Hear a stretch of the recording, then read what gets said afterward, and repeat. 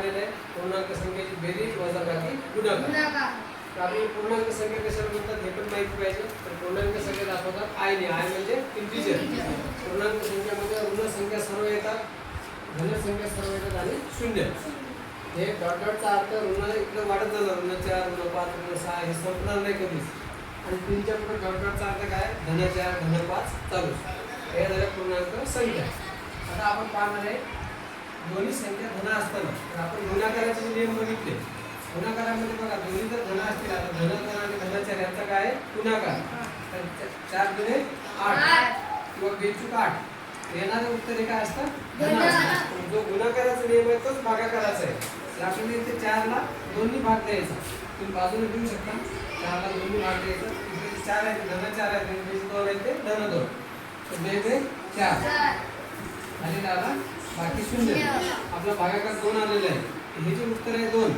जसं गुणाकारामध्ये दोन्ही धन असताना उत्तर धन असतं, तसंच भागाकारामध्ये ही जी पहिली संख्या आहे जिला आपण भाग देत होती, जिला भाग देतो तिला काय म्हणतात भाज्य. हे भाज्य असतं. आणि आपण दोन्ही भाग देतो त्याला नाव आहे भाज्य.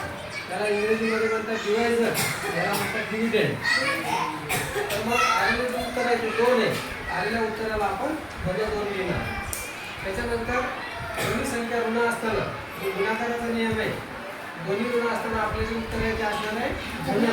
साइन त्रिक 18. तोच नियम इथे आहे. आपल्याला 12 ला दोन्ही भाग द्यायचा.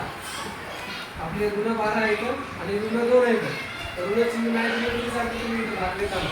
आपल्याला फक्त काय करायचं 12 ला भाग द्यायचा 2 सक 12 आणि ऋण चिन्ह आपला भागाकाराला 6 आणि आलेले जे उत्तर आहे ते काय असणार धन. जे गुणाकाराचे नियम आहेत तेच भागाकाराला आहे. दोन्ही संख्या जर ऋण असतील तर उत्तर आपलं धन असतं. त्याच्यानंतर एक धन आणि एक ऋण जर असेल तर आपण गुणाकारामध्ये बघितलं नाही 3 मध्ये 6 दोन पैकी एक जरी असेल तर आपलं उत्तर असतं ऋण. तसंच इथं 10 ऋण आहे आणि धन 5 आहे. तर 10 ला भाग द्यायचा 5 ने. 5 दुणे 10 आणि बाकी शून्य. उत्तर आपले 2. तर 2 पैकी एक ऋण आहे म्हणून आपलं उत्तर ऋण.